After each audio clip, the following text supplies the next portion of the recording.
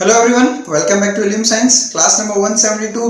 और आज हम लोग क्लास 12 का एक टॉपिक स्टार्ट करेंगे जिसका नाम है ह्यूमन हेल्थ एंड डिजीज, और जिसमें हम लोग आज पहले लेक्चर में इम्यूनिटी की बात करेंगे। चलिए फिर शुरुआत करते हैं। देखो, सबसे पहले मैं बात करता हूँ हेल्थ की। जनरली जब हमसे पूछते हैं कि हेल्थ क्या होता है तो हम लोग बेसिकली कुछ वर्ड्स यूज करते हैं, जैसे किसी की फिजिकल फिटनेस, या कोई कहता है कि जब किसी को कोई बीमारी नहीं होती उसका मतलब है कि वो हेल्दी है। पर ऐसा नहीं है। अपन अगर एग्जैक्ट बात करें तो केवल बीमारी नहीं होना हेल्थ नहीं कहलाता, या फिर केवल फिजिकल फिटनेस होना हेल्थ नहीं कहलाता। अगर मैं एक बेसिक डेफिनेशन की बात करूं हेल्थ की, तो हेल्थ एक वो स्टेट है बॉडी का जब आप फिजिकली, मेंटली और सोशली, इन तीनों पर्सपेक्टिव से टोटली वेलबींग अगर शो करते हो तो आप हेल्दी हो, अदरवाइज आप हेल्दी नहीं हो। जैसे कोई पर्सन है, ठीक है, अब वो पर्सन फिजिकली बिल्कुल फिट है, उसको किसी भी तरह की डिजीज नहीं है, बट उसको मेंटल स्ट्रेस बहुत ज्यादा है या वर्क स्ट्रेस बहुत ज्यादा है, तो हम उसको हेल्थ की कैटेगरी में नहीं रख सकते। Because mental wellness, physical wellness और सोशल वेलनेस ये सभी जरूरी होता है एक पर्टिकुलर हेल्थ के लिए।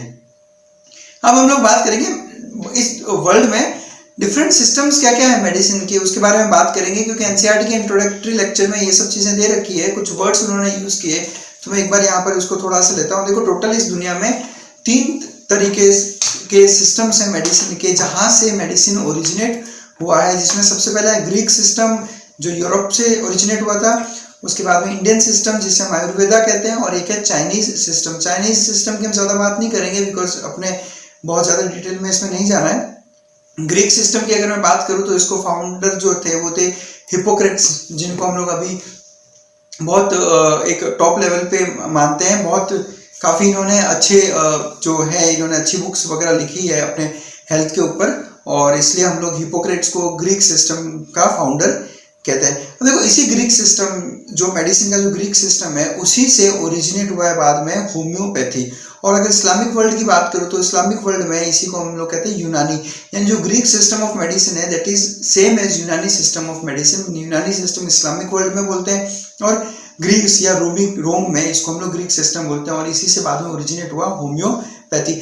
अब ये चीजें मैंने आपको इसलिए बताई क्योंकि स्कोप की अगर मैं बात करूं बायोलॉजी की, तो हमको लगता है क्लास 12 के बाद में अगर एमबीबीएस नहीं मिला तो कुछ नहीं होता, पर ऐसा नहीं है। देखो, आप अगर डिटरमाइंड हो तो आपके पास में और भी ऐसी बहुत सी ब्रांचेज है एलोपैथी के अलावा, जैसे आप होम्योपैथी हो गया, आयुर्वेदी हो गया, यूनानी हो गया, इन सब में अभी आप अच्छा जो है स्कोप है काफी। वो सब हम पे डिपेंड करता है कि हम कितनी मेहनत कर सकते हैं किसी पर्टिकुलर सब्जेक्ट में। अगर मैं इंडियन सिस्टम आयुर्वेदा की बात करूं, आयुर्वेदा आप लोगों ने बहुत बार सुना होगा ये वर्ड, ठीक है। इसकी बात करूं तो इसके जो फाउंडर थे वो थे चरक, जिन्होंने बहुत फेमस बुक लिखी थी चरक संहिता, और उसी से ये फेमस हुए थे। और आयुर्वेदा को आज एक बहुत हेल्दी सिस्टम के फॉर्म में माना जा रहा है। अगर आयुर्वेदा, ग्रीक सिस्टम और चाइनीज सिस्टम, इन तीनों में कॉमन चीज ये थी कि ये बेसिक जो बॉडी के जो बेसिक जो कहते हैं ना फिजियोलॉजिकल सिस्टम्स, उस पे के हिसाब से ये काम करते थे। तो ये इन 3 का है। अभी के मैं अगर बात करूं मॉडर्न सिस्टम, तो हम लोग सारा मेडिसिन के ऊपर, जो इसको एलोपैथी कहते हैं, वो सब कुछ वो एक मॉडर्न सिस्टम है। बाकी ये 3 सिस्टम कुछ इस तरह से चलते हैं। नेक्स्ट बात करता हूँ ग्रीक मेडिसिन यानी एंशिएंट फिजियोलॉजी की। अगर मैं हल्की सी बात करूं तो हम ऐसा मानते थे, जैसा हिपोक्रेट्स ने कहा था, कि बॉडी के अंदर 4 बहुत इंपॉर्टेंट फ्लूइड्स होते हैं, जिसके लिए वर्ड यूज किया गया था ह्यूमर। और ये चारों का जो बैलेंस है, इनसे बॉडी का मेटाबॉलिज्म बिल्कुल प्रॉपरली चलता है। और ये जो 4 फ्लूइड्स थे जो जिसकी बात की गई थी ग्रीक मेडिसिन में, वो है ब्लड, फ्लेग्म, ब्लैक बाइल और येलो बाइल। और इन चारों के बीच में जब बैलेंस होता है तब जाकर एक हेल्थ बहुत अच्छी एस्टेब्लिश होती है। अगर इन चारों में से किसी एक का भी अगर इंक्रीमेंट या डेफिशिएंसी हो जाती है तो हेल्थ के ऊपर बुरे इफेक्ट पड़ने लगते हैं। हेल्दी पर्सन की अगर हम बात करें तो ये good amount of humour produce करते हैं बॉडी के अंदर। ये जो वर्ड है ह्यूमर, ये आपको ध्यान रखना है, क्योंकि अभी इसी ह्यूमर वर्ड से हम लोग आगे बहुत सारी टर्म्स का फॉर्मेशन करते हैं मेडिकल फील्ड में। खासकर इस चैप्टर में भी मैं आपको ये वर्ड एक बार वापस बताऊंगा कि इस वर्ड से हम लोग क्या क्या और नए वर्ड्स बना सकते हैं। ह्यूमर वर्ड का मतलब क्या होता है? फ्लूइड। अगर मैं बात करूं तो ऐसा माना जाता है कि जिन लोगों में ब्लैक बाइल बॉडी में ज्यादा बनता है वो हॉट पर्सनैलिटी रहते हैं, और ऐसे लोगों में फीवर ज्यादा आता है। बट विद टाइम, धीरे धीरे जब हम आगे बढ़े, तब विलियम हार्विक नाम के एक साइंटिस्ट ने ब्लड सर्कुलेशन की डिस्कवरी की थी, ठीक है। और उसके अलावा बाद में इन्वेंट हुए थे थर्मामीटर्स, और थर्मामीटर्स से जब हमने इंक्रीज्ड ब्लैक बाइल लोगों का भी टेम्परेचर देखा तो वो उतना ही था जितना एक नॉर्मल पर्सन का रहता है। इसलिए ये जो थियोरी था गुड ह्यूमर वाली थियोरी, ये इन दोनों की वजह से जो है डिस्प्रूव हो गई थी। यानी विलियम हार्वे के ब्लड सर्कुलेशन की डिस्कवरी और थर्मामीटर से इंक्रीज ब्लैक बाइल लोगों में अभी नॉर्मल टेम्परेचर का एनालिसिस इस बात को प्रूव करता है कि जो गुड ह्यूमर हाइपोथेसिस है वो सही नहीं है। तो इन दोनों चीजों ने इसको जो है डिस्प्रूव या डिस्कार्ड किया था। तो ये कुछ एनसीईआरटी की इंट्रोडक्टरी लाइंस थी जो मैंने आपको यहाँ पे एक्सप्लेन कर दी। अब मैं आता हूँ अपने सबसे मेन टॉपिक जिसको हम कहते हैं इम्यूनिटी। बचपन से पढ़ते आ रहे हैं वर्ड इम्यूनिटी, हमारी बॉडी की वो कैपेसिटी जिससे हम लोग किसी भी इन्फेक्शन, टॉक्सिन्स, फॉरेन पार्टिकल या फॉरेन एजेंट से हमारी बॉडी फाइट करती है, उसको हम कहते हैं इम्यूनिटी। तो ये हमारी बॉडी का वो कैपेसिटी है, it is the resistance against disease. Immunity की अगर मैं बात करूं तो इम्यूनिटी को हम लोग दो टाइप्स की होती है इम्यूनिटी। सबसे पहली है इन्नेट इम्यूनिटी, इनबॉर्न इम्यूनिटी या फिर कंजेनिटल इम्यूनिटी। इन्नेट एक वर्ड होता है जिसका मतलब होता है सिंस बर्थ। इनबॉर्न का भी हमें मतलब होता है जो पैदा होते ही हमको मिलता है, और कंजेनिटल यानी सिंस बर्थ। तो तीनों वर्ड्स का मीनिंग एक ही है। तो एक ऐसी इम्यूनिटी जो हमारे पास पैदा होते ही हमको गॉड गिफ्ट मिला है उसको हम कहते हैं इन्नेट इम्यूनिटी। और जो सेकंड टाइप रहता है that second type is called as acquired immunity या फिर एडेप्टिव इम्यूनिटी। अब ये एक्वायर्ड इम्यूनिटी आपके पास बर्थ के टाइम पे प्रेजेंट नहीं थी, लेकिन बर्थ के बाद में हम इसको एक्वायर करते हैं। जैसे जैसे हम फॉरेन पार्टिकल्स, फॉरेन पैथोजेंस या फॉरेन एलर्जेंस के एक्सपोजर में आते हैं, वैसे वैसे ही एक्वायर्ड इम्यूनिटी डेवलप होती रहती है। अब इन दोनों इम्यूनिटी को हमें बहुत डिटेल में पढ़ना है, जो हम लोग यहाँ पे शुरुआत करेंगे। सबसे पहले मैं बात करूंगा इन्नेट इम्यूनिटी की। तो इन्नेट इम्यूनिटी में देखो, इन्नेट इम्यूनिटी में वो सारे के सारे एलिमेंट्स हम लोग स्टडी करेंगे जो डिफेंस में रोल प्ले करते हैं और जिनके साथ में एक इंडिविजुअल की बर्थ हुआ है, और ये हमेशा अवेलेबल रहते हैं हमें प्रोटेक्ट करने के लिए। अब इसमें एक्चुअली में बेसिकली इम्यूनिटी, जो इन्नेट इम्यूनिटी है, इन्नेट इम्यूनिटी में कुछ बहुत सारे बैरियर्स आते हैं। बैरियर्स मतलब क्या होते हैं? जो किसी चीज को रोकते हैं। तो इसमें हम लोग बहुत सारे बैरियर्स की बात करेंगे। तो जो या तो किसी पैथोजन, पैथोजन किसको कहते हैं हम लोग? Pathogen is disease causing organism को हम कहते हैं पैथोजन। जैसे वायरस, बैक्टीरिया, फंगस, प्रोटोजोन, ये सभी पैथोजेंस होते हैं। तो पैथोजेंस को या तो रोकेंगे बैरियर्स, या फिर अगर किसी बैरियर को क्रॉस करके पैथोजन अंदर एंटर कर भी गया बॉडी के, तो ये जो दूसरे बैरियर्स हैं, ये दूसरे बैरियर उस पैथोजन को ही वहीं पर डिस्ट्रॉय कर देंगे। तो ये फंक्शन होगा बैरियर्स का। अब कौन कौन से बैरियर्स मिलकर इन्नेट इम्यूनिटी बनाते हैं वो हम लोग यहाँ पर स्टडी करेंगे। सबसे इंपॉर्टेंट बात यह है कि इन्नेट इम्यूनिटी नॉन स्पेसिफिक होती है, जबकि एक्वायर्ड इम्यूनिटी बिल्कुल स्पेसिफिक होती है।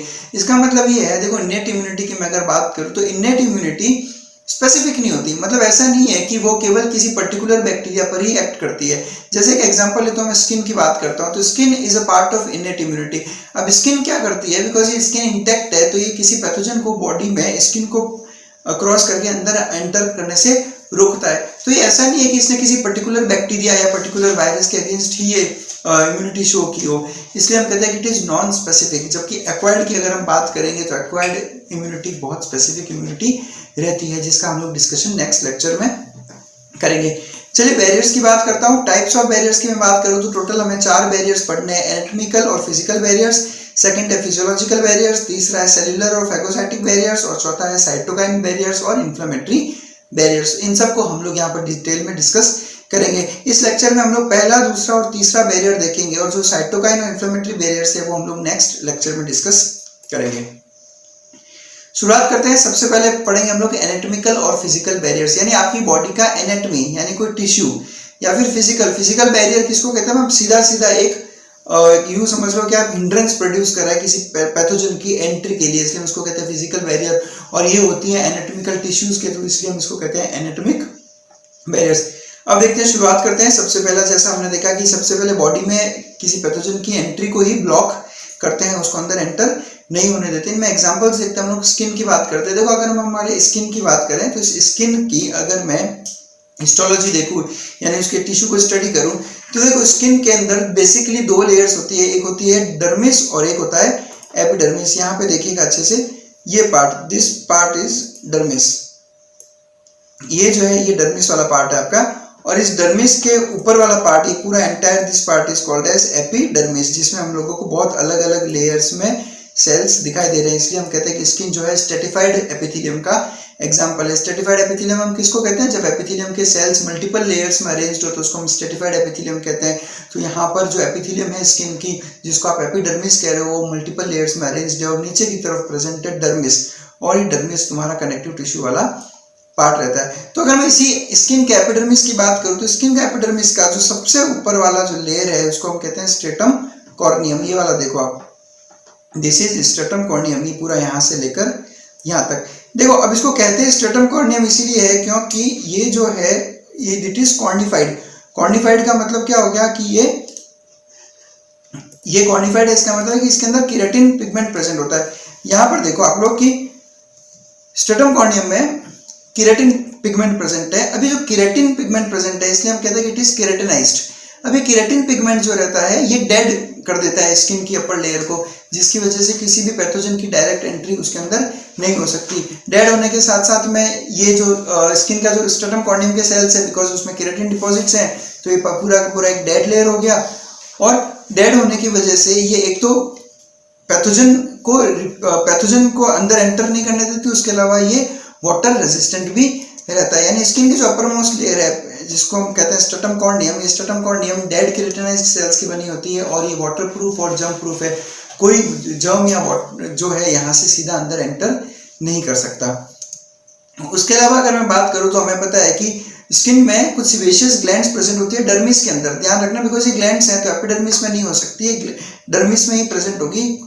ठीक है, ये सीबम, ये जो सिबेशियस ग्लैंड्स है, सिबेशियस ग्लैंड एक फ्लूइड बनाते हैं जिसको हम कहते हैं सीबम, और इस सीबम के अंदर कुछ फैटी एसिड्स प्रेजेंट होते हैं। और ये जो फैटी एसिड्स रहते हैं, ये फैटी एसिड्स की वजह से जो आपका स्किन का पीएच है वो रिड्यूस्ड हो जाता है, यानी 4.5 to 5.5 जो कि स्लाइटली एसिडिक है। तो इस स्किन का पीएच इतना कम होता है, उसकी वजह से पैथोजन का ग्रोथ भी यहाँ पर इनहिबिट होता है, क्योंकि पैथोजन भी most of the pathogens grow करते हैं न्यूट्रल पीएच के आसपास। एसिडिक पीएच में उनका ग्रोथ बहुत कम हो जाता है। अब अगर मैं जैसे स्ट्रेटम कॉर्नियम की बात की तो अगर मैं समझो यहाँ पर किसी तरह का इंजरी होता है, मुझे कुछ ऐसा इंजरी हुआ और मेरा इतना डैमेज हो गया ये यहाँ पर, ठीक है। अब जैसे समझो कोई ब्लो लगा मुझे और इंजरी हुआ, तो उस इंजरी की वजह से जो स्ट्रेटम कॉर्नियम है, ये स्ट्रेटम कॉर्नियम इस पर्टिकुलर एरिया से हट गई। तो जब स्ट्रेटम कॉर्नियम यहाँ से हट गई तो कोई भी पैथोजन यहाँ से सीधा स्किन के अंदर एंटर कर सकता है। तो इतना इंपॉर्टेंट रहता है स्ट्रेटम कॉर्नियम हमारे स्किन के लिए। किसी भी तरह का वुंड, इंजरी या कोई भी कट जो है एक पैथोजन के लिए पाथवे प्रोवाइड करता है ताकि वो पैथोजन सीधा डेप्थ ऑफ द टिश्यूज तक भी एंटर कर सकता है। नेक्स्ट बात करता हूँ म्यूकस मेम्ब्रेन्स की। तो देखो यहाँ पर म्यूकस मेम्ब्रेन्स क्या होता है। सबसे पहली बात तो म्यूकस मेम्ब्रेन का मतलब होता है आपकी बॉडी के अंदर जितनी भी कैविटीज या पैसेजेस हैं, जैसे ब्लड वेसल्स हो गई या फिर कोई भी बॉडी कैविटी कह दो, आपका पूरा गैस्ट्रोइंटेस्टाइनल ट्रैक्ट ले लो, तो आपके बॉडी का हर एक हॉलो ऑर्गन, ठीक है, उसके अंदर जो एपिथेलियम होती है उसको हम कहते हैं म्यूकोसा, वो भी इंटरनल वाली।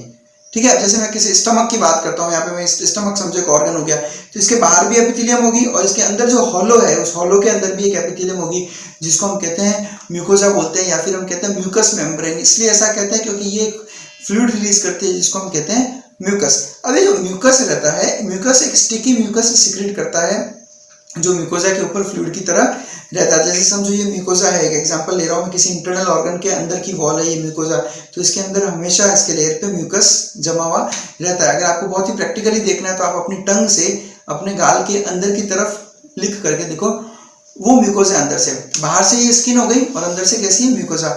म्यूकोसा बिल्कुल स्टिकी रहती है थोड़ी।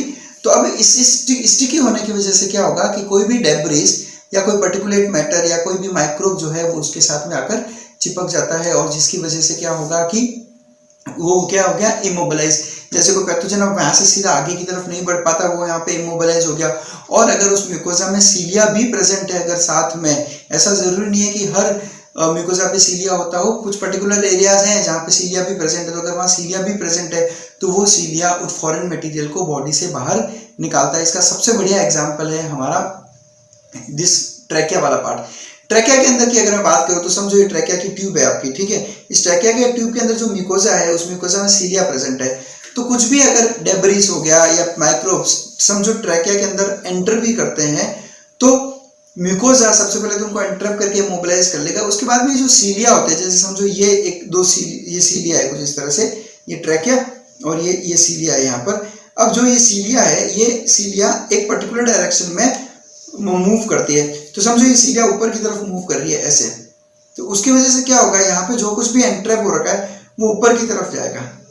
तो ट्रैकिया के अंदर अगर कुछ इस तरह के मैटर्स या डेब्रिस जाता है तो सीलिया की हेल्प से वो हमेशा ऊपर की तरफ यानी कि टुवर्ड्स थ्रोट वापस पुश होने लगता है, क्योंकि अगर वो चीज़ नीचे की तरफ चली गई लंग्स में तो फिर आगे जाके वो बहुत परेशानी कर सकती है। इसलिए आपका ट्रैकिया, ब्रोंक्यूल्स, ब्रोंकाई, उन सब में ये सीलिया प्रेजेंट होते हैं जो कि उसको टुवर्ड्स द थ्रोट वापस प्रोपेल आउट करते हैं। ये सीलिया का स्ट्रक्चर, यहाँ पे देखो आपको हेयर लाइक स्ट्रक्चर्स दिख रहे होंगे खूब सारे, यही सीलिया इलेक्ट्रॉन माइक्रोस्कोपिक स्ट्रक्चर है सीलिया का। और यहाँ पे मैंने आपको लंग्स में दिखाता हूँ, यहाँ पे देखो ये ट्रैकिया वाला पार्ट है, यहाँ पे दिस पार्ट, ठीक है। इसके अंदर और इससे बनने वाले आगे जितने भी ब्रोंकाई, ब्रोंक्यूल्स जो लंग्स के अंदर प्रेजेंट है, इन सब में सीलिएटेड एपिथेलियम है जो कि हमेशा सभी म्यूकस को एक ही डायरेक्शन में मूव करती है टुवर्ड्स थ्रोट। जैसे इस फिगर में देख लो, आपको सीलिया दिख रहा है, इस सीलिया के अंदर ये डेब्रिस है, तो ये इस डेब्रिस को सीलिया पहले तो इमोबिलाइज करके ऊपर की तरफ वापस पुश करती है थ्रोट में। अब थ्रोट में आने के बाद में क्या होगा, ये कुछ पर्टिकुलर पाथवेज के थ्रू डिस्ट्रॉय हो सकता है। जैसे थ्रोट में आने के बाद में वो स्वेलो होकर या तो आपके चला जाएगा स्टमक में।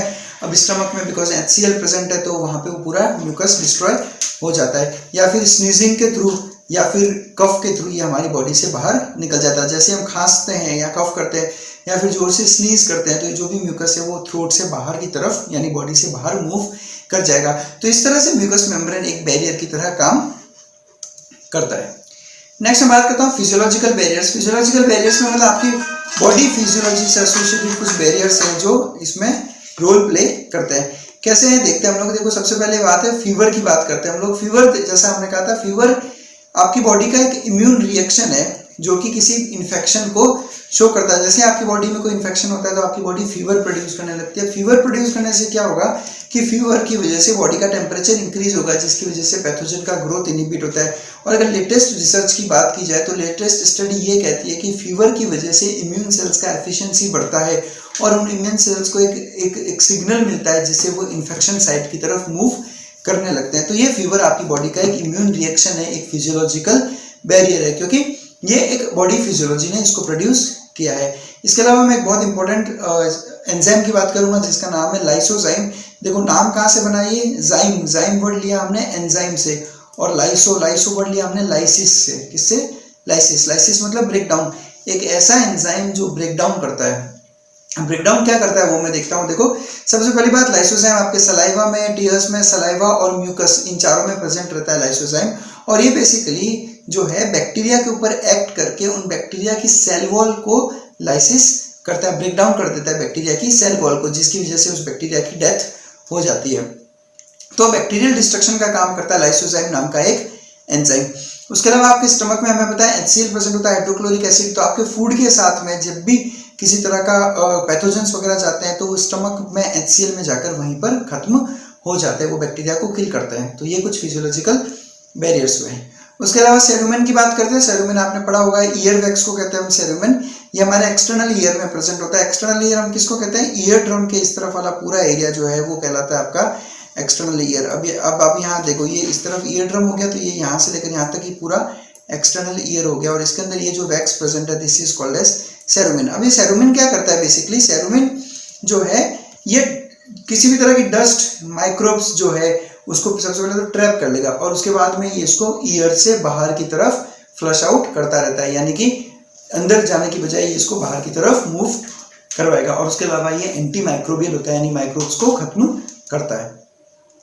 फिर बात करते हैं वजाइना की। मतलब अपने बॉडी का इम्यून सिस्टम कुछ इस तरह से डेवलप किया गया है कि हर वो एक्सटर्नल सरफेस जो बाहर के एनवायरनमेंट के कांटेक्ट में आ रहा है उसमें बॉडी ने बहुत सारे इस तरह के बैरियर्स और इस तरह के इम्यून सिस्टम्स बना दिए हैं जिससे कि वो एक नेचुरल इम्यूनिटी प्रोवाइड करता रहे। जैसे मैं वजाइना की बात करूँ तो वजाइना के अंदर एक बैक्टीरिया लैक्टोबैसिला है। ये लैक्टोबैसिला नॉर्मली वजाइना के अंदर सर्वाइव करता है और ये लैक्टोबैसिला हमें पता है लैक्टिक एसिड प्रोड्यूस करता है। अब लैक्टिक एसिड प्रोड्यूस होने की वजह से क्या होगा, वजाइना का पीएच जो है कम हो जाता है। 3.8 to 4.5 के आसपास रहता है वजाइना का पीएच। और जैसा हमने देखा था कि लो पीएच में जो है पैथोजन का ग्रोथ बहुत ही कम रहता है।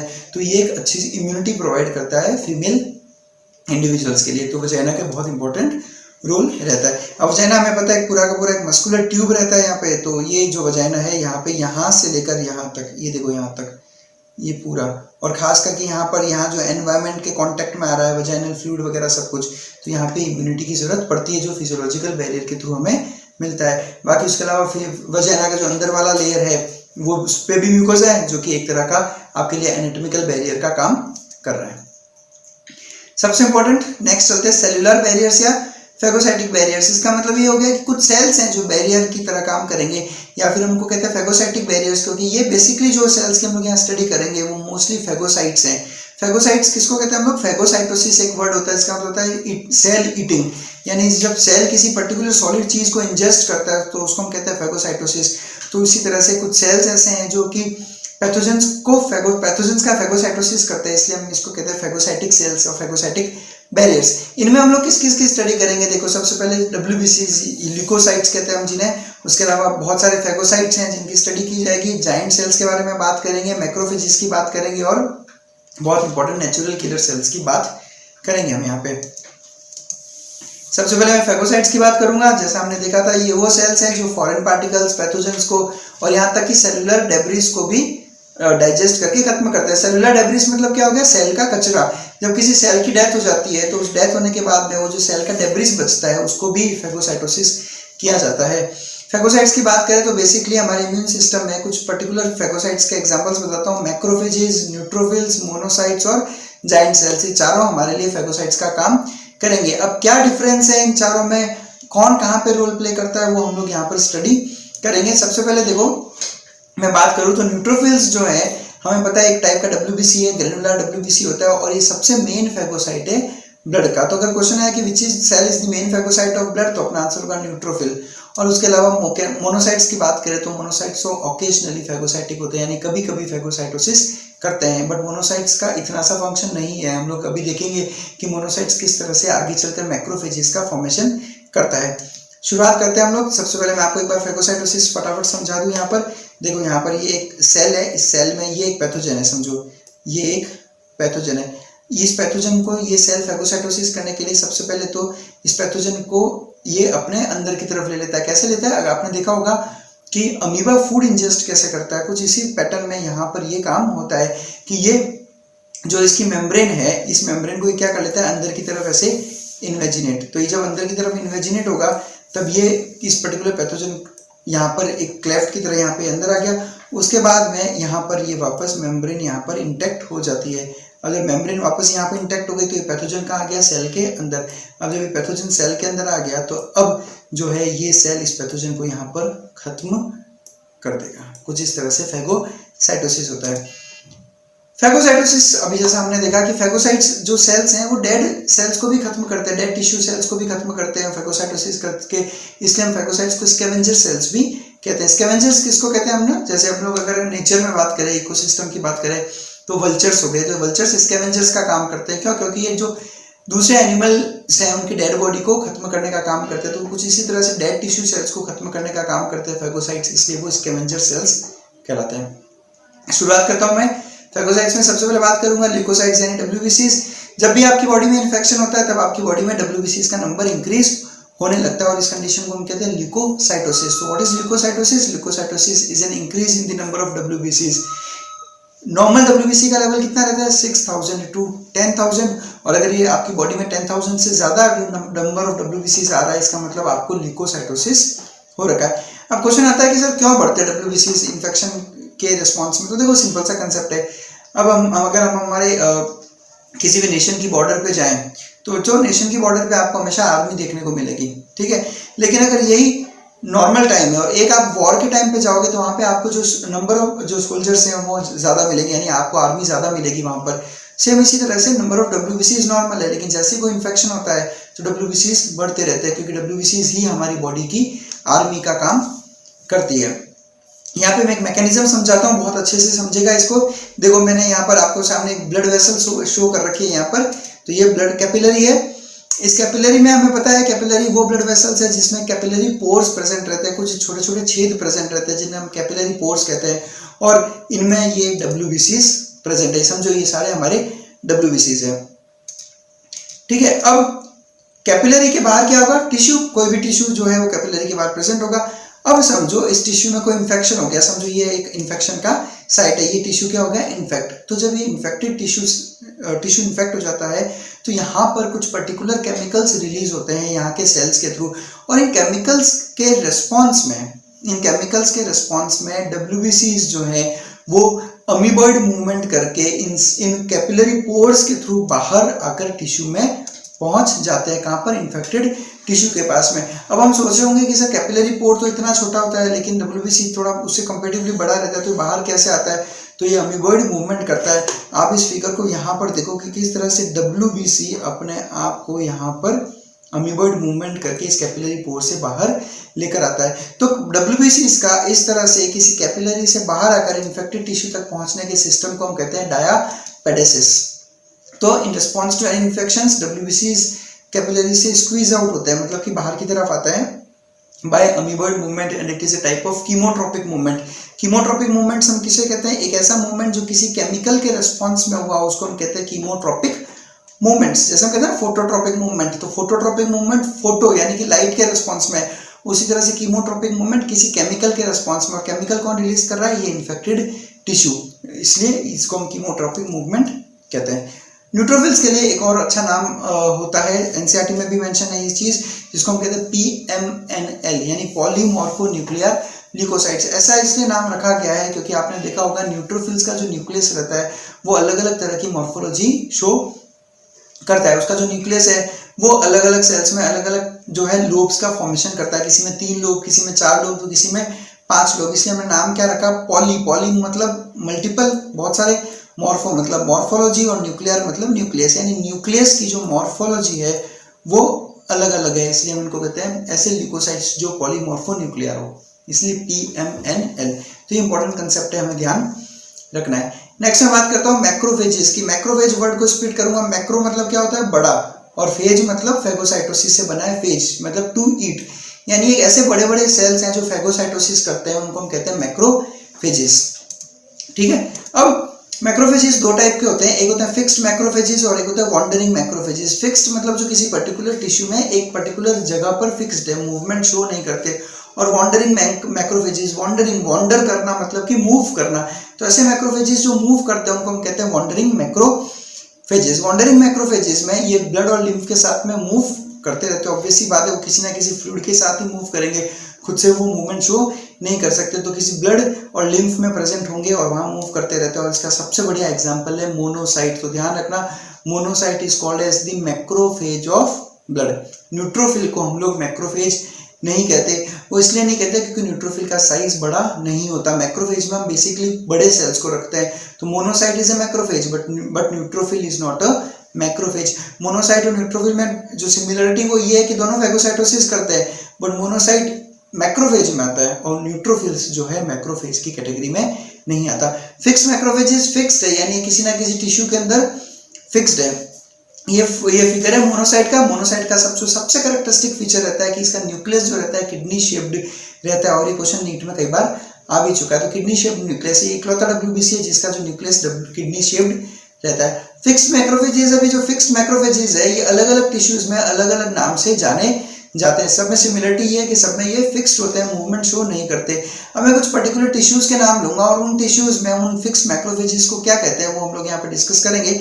सबसे पहले मैं बात करता हूँ connective tissue, liver, lungs, brain, skin, glomerulus और प्लेसेंटा की यहाँ पे बात करेंगे। कनेक्टिव टिश्यू की बात करूँ तो कनेक्टिव टिश्यू में फिक्स्ड मैक्रोफेजेस का नाम है हिस्टियोसाइट्स। नाम याद रखना, हिस्टियोसाइट्स एग्जाम में आ चुका है। लीवर, ये सुना होगा आपने, कप्फर सेल्स, डाइजेस्टिव सिस्टम में आपने पढ़े रहेंगे कप्फर सेल्स। तो ये जो कप्फर सेल्स है ये बेसिकली फिक्स्ड मैक्रोफेजेस है लीवर के। उसके अलावा लंग्स में एल्वियोलार मैक्रोफेजेस, ये नाम याद रह जाएगा क्योंकि लंग्स में एल्वियोलाई प्रेजेंट होता है, तो एल्वियोलार मैक्रोफेजेस। ब्रेन, ये भी आपने नर्वस सिस्टम में पढ़ा होगा, माइक्रोग्लिया। ये माइक्रोग्लिया एक टाइप के जो है ब्रेन के अंदर मैक्रोफेज का काम करते हैं। स्किन की बात करूँ तो स्किन में इन्हीं मैक्रोफेजेस को कहते हैं लैंगरहैंस सेल्स। ग्लोमेरुलस या फिर नेफ्रॉन्स की बात करूँ तो हम देख चुके एक वीडियो में कि इन्हें कहते हैं मेसेंजियल सेल्स, और प्लेसेंटा में इनको कहते हैं हॉफबोर सेल्स। अब नीट के पर्सपेक्टिव से बात करूँ तो हिस्टियोसाइट्स, कप्फर सेल्स, एल्वियोलार मैक्रोफेजेस और माइक्रोग्लिया, ये चीजें चारों आपको ध्यान रखनी है जो नीट में क्वेश्चंस आ रखे हैं। अब मैं बात करता हूँ रेटिकुलो एंडोथेलियल सिस्टम। क्या नाम है? रेटिकुलो एंडोथेलियल सिस्टम, ये आपकी बॉडी का एक टाइप ऑफ इम्यून सिस्टम ही है और ये सिस्टम बना है आपके वॉन्डरिंग और फिक्स्ड मैक्रोफेजेस से मिलकर। अभी फिक्स्ड और वॉन्डरिंग मैक्रोफेजेस का अगर आप देखो तो आपकी पूरी बॉडी में प्रेजेंट है, ब्लड हर जगह पहुंचते हैं तो वॉन्डरिंग मैक्रोफेजेस हर जगह है। उसके अलावा ये जो मैंने आपको 7 अलग अलग टिश्यूज बताया, ये तो वो थे जो हमने इंपॉर्टेंट डिस्कशन किए, बाकी इसके अलावा और भी है टिश्यूज जहाँ पे इस तरह के फिक्स्ड मैक्रोफेजेस हैं। तो पूरी बॉडी आपका कवर करके रखता है रेटिकुलो एंडोथेलियल सिस्टम, आपकी बॉडी में हर जगह पे सिस्टम प्रेजेंट है जिसमें फिक्स्ड और वॉन्डरिंग मैक्रोफेजेस है जो आपके लिए सेलुलर या फेगोसाइटिक बैरियर का काम करते हैं। नेक्स्ट मैं बात करता हूँ जाइंट सेल्स की। जाइंट मतलब क्या होता है? विशाल या फिर बहुत बड़ा। तो जाइंट सेल्स का मतलब क्या होता है? देखो कई बार क्या होता है कि कुछ पैथोजन का जो साइज है वो मैक्रोफेज से भी बड़ा है, या फिर कोई ऐसा हो गया कि कोई फॉरेन बॉडी है, वो फॉरेन बॉडी का साइज मैक्रोफेज की साइज से बड़ा है। तो एक मैक्रोफेज, एक सिंगल मैक्रोफेज, जैसे जो सिंगल मैक्रोफेज, तो ये इतना बड़ा फॉरेन बॉडी, तो ये इसको पूरी तरह से एंगल्फ नहीं कर पाता। तो ऐसी कंडीशन में क्या होता है, बहुत सारे मैक्रोफेजेस जो हैं वो मिल जाते हैं, और जब ये सारे मिल जाएंगे तो एक बहुत बड़ा सेल बनता है जिसको हम कहते हैं जाइंट सेल। क्यों? क्योंकि एक बहुत बड़ी फॉरेन बॉडी एक सिंगल मैक्रोफेज में पूरी तरह से एंक्लोज नहीं होगी, तो बहुत सारे मैक्रोफेजेस फ्यूज हो गए और एक मल्टी न्यूक्लिएटेड जाइंट सेल बनाया। अब काम की बात यह है कि ये मल्टी न्यूक्लिएटेड होता है, जो एग्जाम में क्वेश्चन आया है मल्टी न्यूक्लिएटेड होगा, ऑब्वियस सी बात है, बहुत सारे मैक्रोफेजेस है जिसमें न्यूक्लियस प्रेजेंट है, तो जब ये सारे फ्यूज होंगे तो सारे न्यूक्लियस एक ही सेल में रहेंगे, इसलिए हम लोग कहते हैं कि मैक्रोफेजेस आर मल्टी न्यूक्लिएटेड। तो ये चीज आपको इंपॉर्टेंट याद रखनी है यहाँ पर। उसके बाद मैं बात करता हूँ नेचुरल किलर सेल्स, बहुत इंपॉर्टेंट चीज है, एनसीईआरटी में भी इसको मेंशन किया गया है, एनके सेल्स है नेचुरल किलर सेल्स। अब नाम ही क्या रख दिया हमने, किलर सेल्स, यानी ऐसे सेल्स जो सीधा मारते हैं। अब बेसिकली किस पे एक्ट करते हैं देखिएगा, सबसे इंपॉर्टेंट क्वेश्चन जो एम्स में भी आ रखा है एग्जाम में क्वेश्चन, कि नेचुरल किलर सेल एक टाइप का लिम्फोसाइट है। लिम्फोसाइट हमने पढ़ा एक टाइप ऑफ डब्ल्यूबीसी है। तो जो टोटल लिम्फोसाइट्स हैं आपकी बॉडी में उसमें से 10 से 15% लिम्फोसाइट्स कैसे हैं, नेचुरल किलर सेल्स होते हैं। अब हमें पता है लिम्फोसाइट्स बेसिकली दो कैटेगरी पढ़ी थी हमने, टी लिम्फोसाइट्स और बी लिम्फोसाइट्स। तो टी लिम्फोसाइट्स और बी लिम्फोसाइट्स का मॉर्फोलॉजी डिफरेंट है नेचुरल किलर सेल्स से, यानी मॉर्फोलॉजिकली डिफरेंट है टी और बी सेल्स से in being large and granular, यानी कि नेचुरल किलर सेल्स का जो साइज है टी और बी लिम्फोसाइट से बड़ा रहता है, और प्लस नेचुरल किलर सेल्स में ग्रैन्यूल्स प्रेजेंट है, जबकि नॉर्मल लिम्फोसाइट्स में ग्रैन्यूल्स नहीं प्रेजेंट है। आपको पता होगा हमने पढ़ा है कि डब्ल्यूबीसीज दो टाइप के होते हैं, ग्रैन्युलर और अग्रैन्युलर। अग्रैन्युलर के अंदर आते हैं मोनोसाइट्स और लिम्फोसाइट्स। तो लिम्फोसाइट्स में नॉर्मली ग्रैन्यूल्स नहीं होते, लेकिन नेचुरल किलर सेल्स वो लिम्फोसाइट्स है जिनमें ग्रैन्यूल्स प्रेजेंट होते हैं। और एनके सेल्स का फंक्शन याद रखना है आपको कि ये वायरस इन्फेक्टेड सेल्स और कुछ ट्यूमर सेल्स को मारते हैं। अब देखो समझो इस बात को, जैसे आपने HIV वाला हमारा वीडियो देखो और किसी भी वायरस का अगर आप पैथोलॉजी पढ़ोगे तो आपको समझ में आएगा कि वायरस, जैसा हम कहते हैं कि it is a non living structure outside body but inside the host cell it becomes living. तो वायरस है क्या, बेसिकली एक न्यूक्लिक एसिड और उसके चारों तरफ क्या है, एक प्रोटीन का कोट। HIV की मैं अगर बात कर लूँ तो HIV सिंगल स्ट्रैंडेड RNA, तो होस्ट सेल के बाहर उसका कोई एग्जिस्टेंस नहीं है, लेकिन होस्ट सेल के अंदर जैसे ही वो आता है वो सिंगल स्ट्रैंडेड RNA आकर सबसे पहले तो DNA का फॉर्मेशन करेगा रिवर्स ट्रांसक्रिप्शन के थ्रू, और ये DNA जो है बाद में आप ही के सेल के DNA के साथ जाकर जुड़ जाएगा, फिर आप ही का सेल उसके DNA को रेप्लिकेट भी करता है और ट्रांसक्राइब भी करता है, जिसकी वजह से HIV का नंबर इंक्रीज होने लगता है।